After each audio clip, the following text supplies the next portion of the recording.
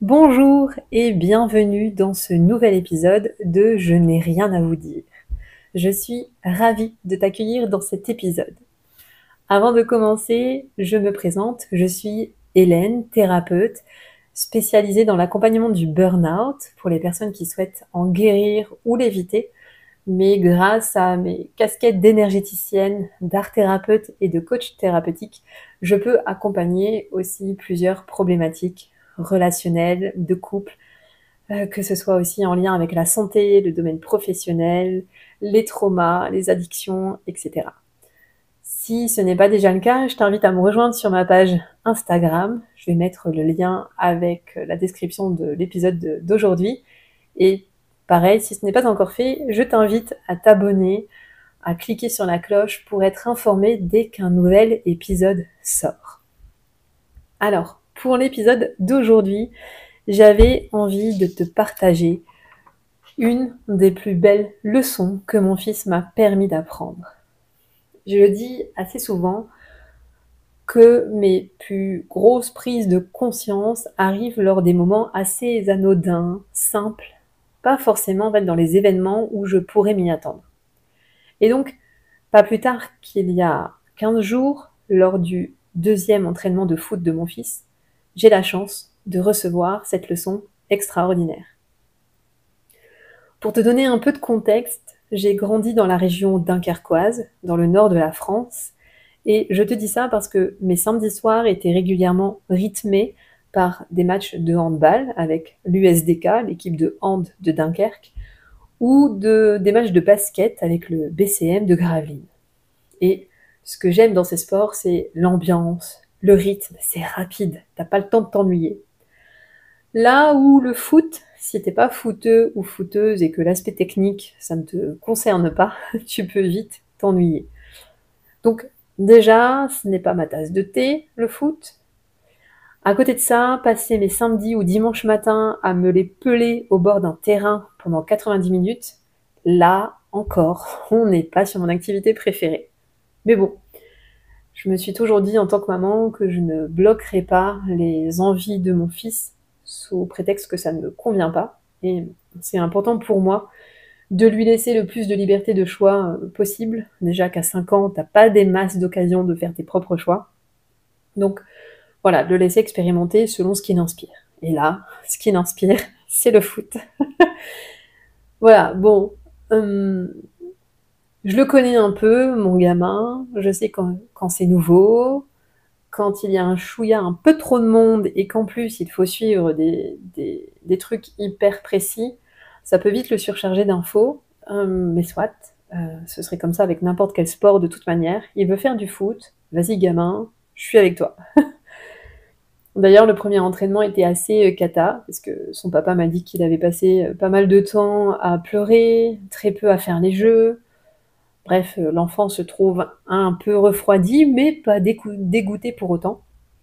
Donc, nous voilà au magasin de sport, on lui achète la panoplie complète et roule ma poule, deuxième entraînement.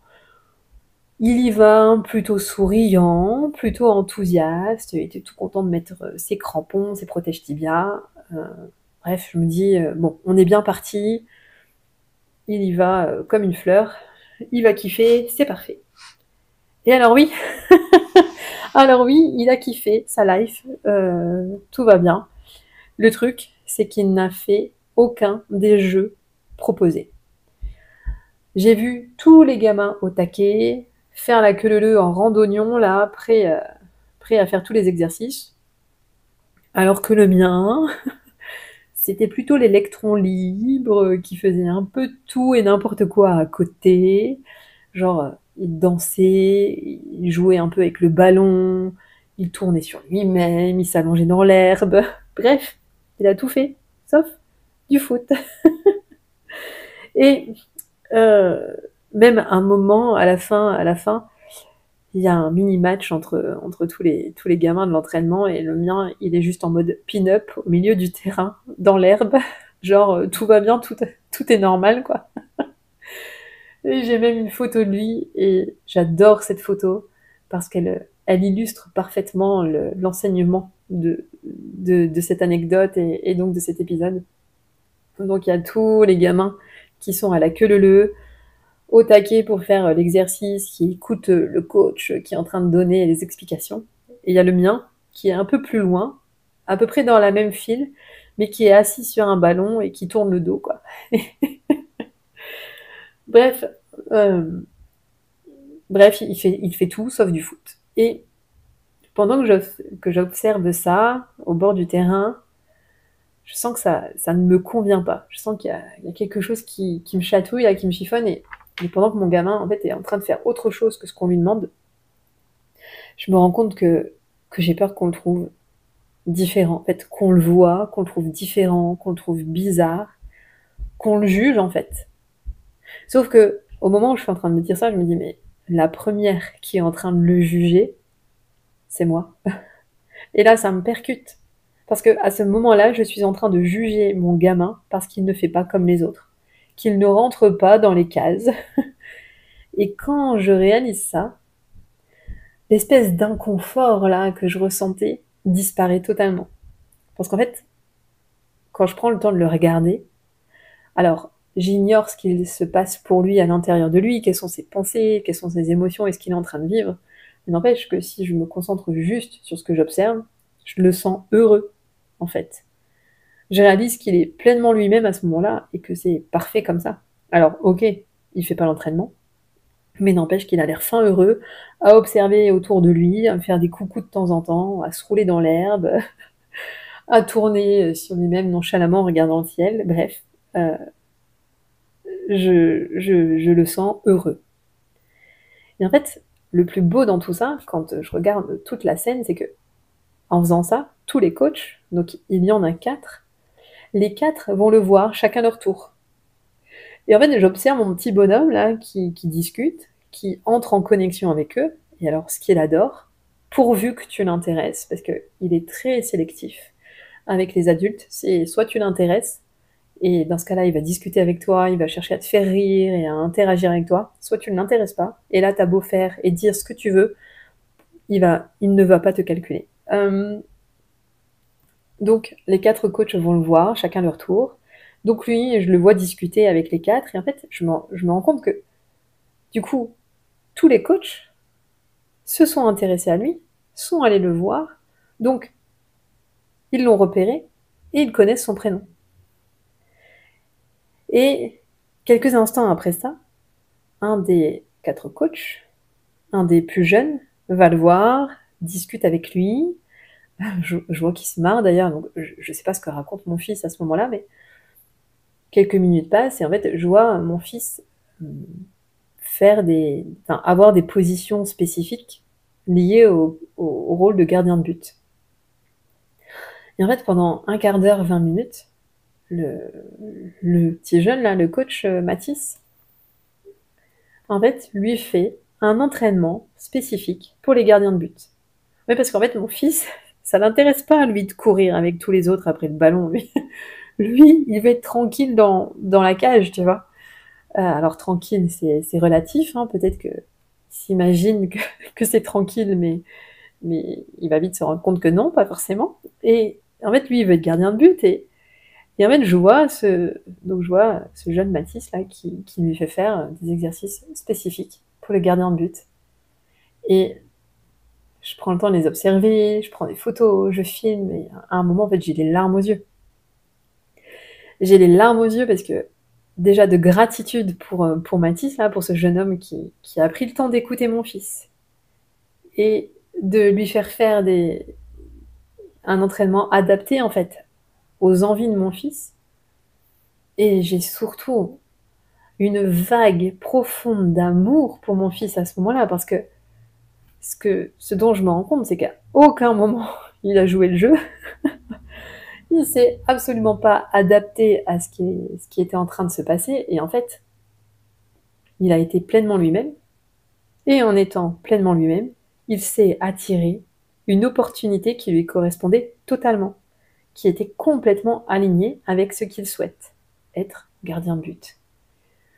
Et j'ai aussi beaucoup de gratitude à la fin de l'entraînement pour finalement les 4 coachs, parce qu'il n'y en a aucun qui, à un moment donné, est venu l'engueuler en lui disant vas-y, va faire les exercices, dépêche-toi, nani, nana, en fait. Peut-être juste parce qu'en fait, ils avaient tout le reste du groupe à charge et qu'ils se concentraient sur ceux qui faisaient des exercices, mais ils ont quand même pris le temps d'aller le voir, de discuter un peu avec lui, et ils l'ont pas du tout disputé, grondé, parce il faisait différemment, en fait. Et j'ai juste trouvé ça extraordinaire. Et en fait, mon fils a apprécié son entraînement. Quand je lui ai demandé à la fin ce qu'il avait préféré dans cet entraînement, c'est justement ces 15-20 minutes avec Mathis pour faire les exercices de gardien. Alors, j'ai pris le temps quand même de lui expliquer bah ouais, mais mon chéri, même si tu veux être gardien, il y a quand même des aspects techniques, pratiques, des règles à connaître et que tu pourras seulement apprendre en expérimentant. Et si tu fais pas ça, même en étant gardien, tu dois savoir repérer la balle, la renvoyer au bon endroit, au bon joueur, faire les passes, etc. Donc il y a quand même des choses que tu dois connaître en dehors des exercices spécifiques au gardien. Mais j'ai pris le temps aussi 2 jours après de le remercier en fait pour ce moment-là. Alors juste avant qu'il parte chez son papa, il était en train de regarder quelques dessins animés. Il a le droit le vendredi avant de partir chez son papa et au fait, je dois te dire quelque chose et j'ai envie de te dire un grand merci. Et là, il me regarde, je me dis, oui, ce que tu m'as appris, une des plus belles leçons qui soit, c'est, tu sais, quand je t'ai vu au foot mercredi, t'as tout fait sauf du foot, à part les 20 minutes avec Mathis. Mais en fait, ce que tu m'as montré, ce que tu m'as appris à ce moment-là, c'est que en étant pleinement toi-même, tu as attiré à toi une personne et une opportunité qui t'ont permis de vivre exactement ce que tu voulais vivre. Donc merci pour ça. Et bon, c'est tout, il m'a juste regardé encore une fois, et puis bon, après, il regardait ses dessins animés, mais en fait, si t'as des enfants, des neveux, des nièces, des petits-enfants, prends le temps de les observer, en fait. Et vois que lorsqu'ils ont envie de chanter à tue-tête dans la rue, ou de danser, ou de piquer une colère, en fait, ils le font. À aucun moment, ils se posent la question de vas-y, qu'est-ce qu'on va dire de moi? Qu'est-ce qu'on va penser de moi? Et ça, c'est pas normal. Et ça, j'ai pas à le faire, tu vois. Et j'observe aussi à quel point c'est un défi pour nous en tant qu'adultes. Enfin, je sais pas pour toi, mais moi, je me vois encore avoir du mal dans certaines situations, dans certains domaines, oser être pleinement moi-même. Et ce qui est en soi tout à fait logique, puisqu'on grandit en apprenant à satisfaire les attentes des autres. Les premiers sont nos parents, parce qu'on est totalement dépendant d'eux.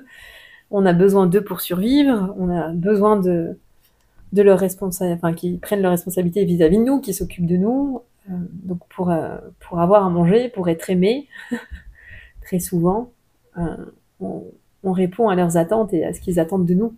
Et puis il y a l'école, la société, les normes sociales, donc les normes sociales familiales qui progressivement, puisqu'on va s'adapter à ces règles du jeu, vont nous éloigner de qui nous sommes et de notre essence profonde en fait, de ce qui nous aspire vraiment, de ce qui nous inspire vraiment et de nos aspirations profondes. Et c'est bien dès lors qu'on ose se reconnecter à soi, qu'on s'ouvre à une vie plus authentique. C'est vraiment ce que j'expérimente là au cours des dernières années. Et à quel prix, bien sûr, j'ai observé le prix à payer lorsqu'on se conforme aux attentes des autres, aux attentes extérieures, c'est l'épuisement, le burn-out pour moi en fait, la perte de sens, une baisse d'estime et de confiance en moi. Et voilà, il m'a fallu le burn-out pour me rendre compte à quel point j'étais conformée, à quel point je voulais absolument, j'essayais absolument de rentrer dans une case pour laquelle je n'étais absolument pas faite. Et personne n'est fait pour être mis dans une case, en fait. Cette pression de se conformer aux valeurs de la société, sur l'aspect physique, en termes de réussite, de statut, à quel point ça peut, à quel point ça peut créer des frustrations, en fait. Moi, je l'ai vu là, en tant que maman, au bord du terrain, en train d'observer mon fils tout faire, sauf l'entraînement. Il y a un moment, ce truc de mais purée, je paye avec son père 160 € l'année pour la licence, plus tout le matériel à côté, donc la ressource financière, la ressource temps, c'est-à-dire tous les entraînements, quel que soit le temps, quelle que soit la météo, les matchs. En plus, moi, j'ai plus de voiture, le stade est assez loin. Il y a, il y a des travaux en ce moment, donc je peux pas prendre le bus, donc j'y vais en poussette, donc ça fait 1 h 30 de marche pour moi, et lui, je le mets un peu dans la poussette, parce que 1 h 30 de marche pour lui, aller-retour, ce serait beaucoup trop, surtout avec l'entraînement, enfin bref. Donc il y a la ressource temps, la ressource argent, etc. Et en fait, du coup, je me rends compte que j'ai des attentes. Pour moi, j'attends de lui qu'il rentabilise l'investissement que moi je mets. Alors qu'en fait, ça n'a rien à voir avec moi. Moi, je choisis de le suivre dans cette activité, donc j'accepte les contraintes qui vont avec. Mais c'est comme ça pour tout. Là, c'est pour moi en tant que maman, donc je mets une pression inconsciente sur le coup à mon fils de vas-y, conforme-toi à mes attentes, parce que moi, je m'implique financièrement et en temps. Mais il y a tout le reste, en fait. Et cette frustration-là de se conformer aux valeurs de la société, c'est tous ces moments où finalement tu vas jouer les règles d'un jeu qui n'est pas le tien. Tu vas te subordonner à un autre système de valeurs que le tien. Et tout ça, ça t'amène à passer à côté de ton véritable potentiel, de qui tu es vraiment et de ce que tu as vraiment envie d'incarner. Voilà, moi je le vois à travers vraiment le burn-out qui est vraiment venu révéler à quel point j'étais en train de jouer un jeu qui me correspondait pas en fait, en termes de valeur, en termes de rythme, en termes de qui j'étais profondément. J'étais plus du tout à la bonne place et je ne pouvais plus aller plus loin. Je pouvais plus me forcer à me mettre dans cette case, c'était plus possible. Et quand je parle de valeur, c'est aussi à partir de ce moment-là où les choses ont beaucoup changé pour moi et où j'ai pu me permettre de plus en plus à m'autoriser à être qui je suis réellement. Ce que j'appelle valeurs, ce ne sont pas les valeurs morales, justice, loyauté, fidélité, etc. Enfin, pas les valeurs morales. Ce que j'appelle les valeurs, c'est ce que tu nourris, enfin ce que tu valorises, ce qui est important pour toi. Pour connaître quelles sont tes valeurs, c'est aller voir là où tu investis tes ressources. Argent, temps. Qu'est-ce que tu passes ton temps à faire? Et qu'est-ce qui te met, un autre indicateur, c'est qu'est-ce qui te met en joie? Qu'est-ce qui te nourrit? Qu'est-ce qui te fait te sentir vivant, vibrant? Si tu reprends la semaine écoulée, là, qu'est-ce qui, dans ta semaine, t'a mis en joie, t'a donné de l'énergie, t'a fait kiffer, en fait? Et ça, ce sont des indices pour savoir quelles sont tes valeurs.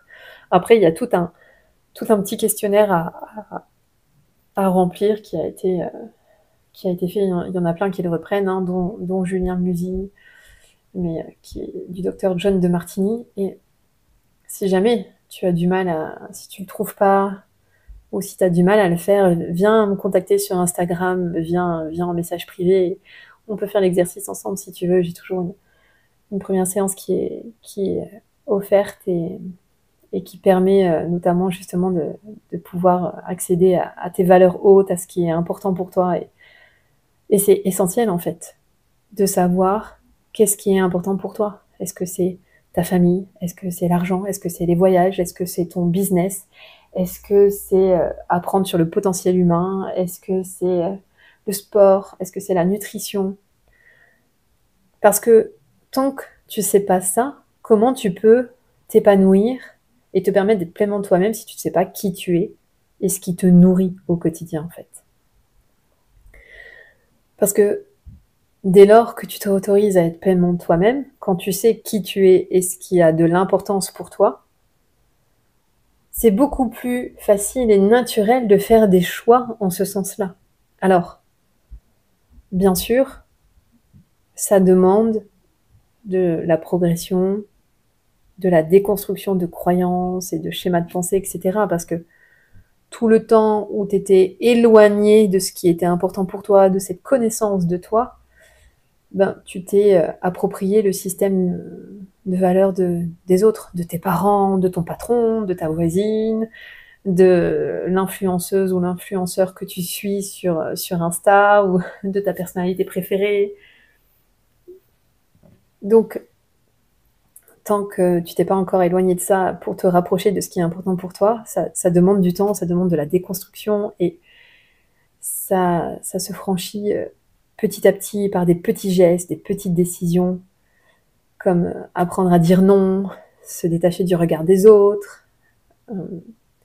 Je prends un exemple. Je devais faire une séance de coaching un samedi matin, et une heure était fixée.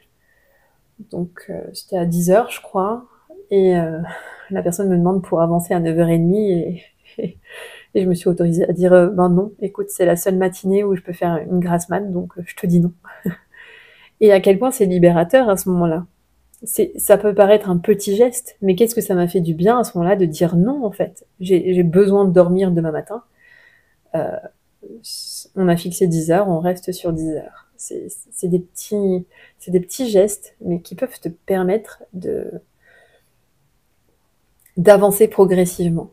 Donc, une fois que tu sais ce qui est important pour toi et que tu t'autorises à le mettre en avant, à le prendre en compte, tu vas aussi pouvoir faire des choix qui sont beaucoup plus alignés avec toi et avec tes valeurs et avec ce qui est important, en fait. Et du coup, ça augmente la confiance en toi, l'estime de soi, et ça te peut t'autoriser aussi à faire des choix plus authentiques, plus audacieux. Donc voilà, ça se cultive petit à petit, des petites actions régulières. Et j'ai envie de te demander, de t'inviter à te poser la question, en fait, aujourd'hui, quelles sont les petites voix qui t'empêchent d'être pleinement toi-même? Dans quel domaine de vie tu sens que t'es pas pleinement toi-même? Dans ton couple, dans ta vie pro, avec ta famille? Et une fois que tu as répondu à cette question, c'est quelles seraient les premières étapes pour vivre une vie plus authentique, plus alignée avec tes valeurs, avec ce qui est important pour toi, avec qui tu es? Ce que tu peux faire, parce que j'aime bien quand il y a quelque chose de pratique suite à on va dire une séance de blabla théorique, on va dire ça comme ça, même si je te présente un exemple très concret à travers l'anecdote liée à l'entraînement de mon fils. Mais ce que tu peux faire, c'est prendre un temps pour toi, de te poser avec peut-être une boisson chaude. Là, c'est l'automne, donc ça peut toujours nous faire du bien de se réchauffer, enfin quelque chose de réconfortant, de cocooning. T'as pas besoin d'y passer une demi-heure. Mais après, prends le temps qui te semble le plus juste. Mais je t'invite à prendre une feuille et un crayon et à répondre à cette question. Si demain, je te dis que j'ai une baguette magique et que je peux te permettre de vivre exactement la vie de tes rêves, tout est possible. C'est un monde imaginaire où tout est absolument possible. Qu'est-ce que tu veux vivre dans ce monde-là, dans cet univers? Qui tu es? Avec qui tu es? Qu'est-ce que tu fais? Où es-tu? Dans quel environnement?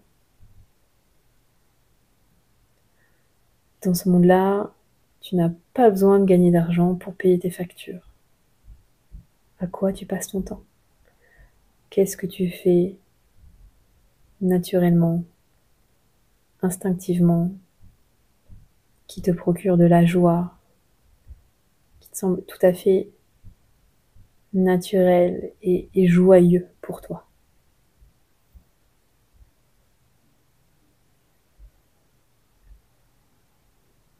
Quel est l'environnement qui t'entoure? Où tu es? Avec qui? Quelle est ta journée idéale? Ta semaine idéale? Qu'est-ce que tu vis dans ce monde qui n'est fait que à travers ce qui te fait vraiment vibrer et dans lequel tu te sens pleinement épanoui? Et écris tout ce qui vient. Tout est possible dans ce monde, dans cet univers-là. Tout est possible. Et prends le temps de ressentir ce que ça fait dans ton corps de te connecter à ce monde-là. Où est-ce qu'elles sont les sensations dans ton corps? Qu'est-ce que tu ressens? Est-ce que ce sont des vibrations dans tes mains, au niveau de ton ventre, dans tes jambes? Qu'est-ce qui se dessine sur ton visage? Comment tu sens ton corps? Est-ce que tu sens que ça s'ouvre? Est-ce qu'il y a quelque chose en toi qui s'allume? Prends le temps en fait de noter ce qui se passe dans ton corps à ce moment-là.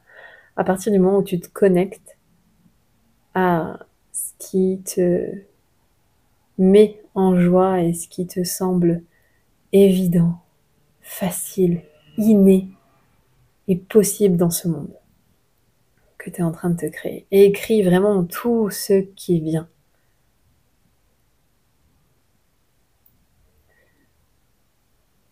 Et une fois que c'est fait, peut-être qu'il y a des choses où tu te dis, mais ça, je suis déjà en route pour le faire, ou ah ouais, ça, j'aimerais tellement réaliser ce projet-là, ou ce rêve-là, ou faire ça. Et qu'est-ce qui t'empêche de le faire? Quelle est la petite voix là dans ta tête? Qu'est-ce qu'elle te dit pour te dire que c'est pas possible? Et quand tu identifies ça, tu peux aussi identifier dans ton quotidien quelles sont les habitudes qui ne te servent pas aujourd'hui et qui t'empêchent d'accéder à cet état d'inspiration, d'ouverture, de cœur. Et qu'est-ce qui t'empêche aujourd'hui de réaliser ces projets ou de te mettre en action par rapport à tout ça? Qu'est-ce qui t'empêche de te sentir comme ça aujourd'hui? Parce que en faisant cet exercice, tu peux te rendre compte aussi que du coup, tu peux accéder déjà à cet état. Quand tu écris ce dont tu as envie qu'il se produise dans ce monde-là où tout est possible, il y a quelque chose qui se passe en toi. Donc tu te rends compte que c'est déjà là, que tu peux ressentir cet état d'être déjà là maintenant. Et du coup, en identifiant ça, ces petites voix là qui vont venir un peu parasiter cette sensation de c'est possible, qu'est-ce qu'elles te disent et qu'est-ce que tu peux faire pour ne plus les écouter? Quel premier pas tu peux faire pour que ça change en fait? En fait, la seule limite qu'on se met, c'est justement nous-mêmes, parce qu'on est normé par des croyances, par des schémas de fonctionnement qui nous ont permis jusque-là de s'adapter pour survivre. Sauf que là, à travers l'exemple de mon fils, qui se permet d'être pleinement lui-même et qui attire à lui cette opportunité d'entraînement spécifique qui correspond à ce dont il a envie de vivre dans ses entraînements de foot, en fait, il se donne l'autorisation d'être pleinement lui-même, et à quel point ça peut transformer sa vie à ce moment-là. Il est heureux, épanoui, il suit ça, ce qu'il est profondément, et c'est libérateur pour moi de voir ça, en fait. C'est extrêmement libérateur. Donc, si j'ai envie de t'inviter à faire quelque chose aussi pour toi, c'est de te libérer justement de toutes les petites voix, de toutes les normes, du regard des autres qui pourraient t'empêcher d'être toi. Tu es un être unique et magnifique. Il n'y a que toi comme toi sur cette terre, et c'est un précieux cadeau. Donc, progressivement, choisis-toi, choisis ce qui est important pour toi, sois toi-même, laisse le monde te découvrir tel que tu es réellement. Libère-toi en fait de toutes ces petites voix intérieures là, de tous ces petits trucs là qui te parasitent et qui t'empêchent d'être pleinement toi. Et en te le disant, je me le dis à moi aussi, parce que ça m'arrive aussi. Mais maintenant, c'est justement qui j'ai envie d'être, qui j'ai envie d'incarner, et quelles sont encore ces petites voix là qui m'empêchent d'incarner pleinement qui je suis et ce que je veux vivre. Donc voilà, j'avais vraiment envie de partager ça avec toi aujourd'hui. Si ça peut te permettre de te donner l'autorisation d'être toi-même, parce qu'il n'y a que toi qui peux te la donner. Je vois ça aussi avec mon fils. À aucun moment, il y a quelqu'un qui lui a dit vas-y, sois toi, tu peux. C'est juste instinctif, naturel, et pour ça, les enfants sont des enseignants merveilleux. Je bénis mon fils pour cet entraînement de foot et pour plein d'autres choses, mais aussi pour cet entraînement où vraiment ça a été merveilleux. Et en plus, il me permet d'en faire un épisode de podcast aujourd'hui. La richesse de ce qu'il m'a apporté à ce moment-là, ça se mesure même pas. Et ce que mon fils a fait là pour moi, dis-toi que à chaque fois que tu t'autorises être toi-même, tu fais ce cadeau-là aussi à ton entourage. Tu te le fais à toi en premier lieu, mais l'impact que ça a sur toutes les personnes qui t'entourent, c'est ce que j'appelle les ricochets du cœur. J'en ai fait un post sur mon compte Instagram. C'est ce que j'appelle les ricochets du cœur. C'est que dès lors que l'on fait quelque chose qui est important pour nous, qui est inné, qui est profondément nous-mêmes, dès lors qu'on se libère, nous, on permet à cette onde de libération de se propager à tout notre entourage. Et voilà, donc dès que tu t'autorises à être toi, dès que tu te libères des normes, des injonctions, et que tu arrêtes de te subordonner à un système de valeurs, à des règles du jeu qui ne sont pas les tiennes et qui ne te conviennent pas, tu te fais un cadeau précieux, mais tu le fais aussi à toutes les personnes qui sont autour de toi. Donc voilà, je n'ai rien d'autre à te dire à part et l'audace d'être pleinement toi-même. C'est le plus beau cadeau que tu puisses te faire et faire aux personnes qui sont autour de toi. Allez, on se retrouve au prochain épisode.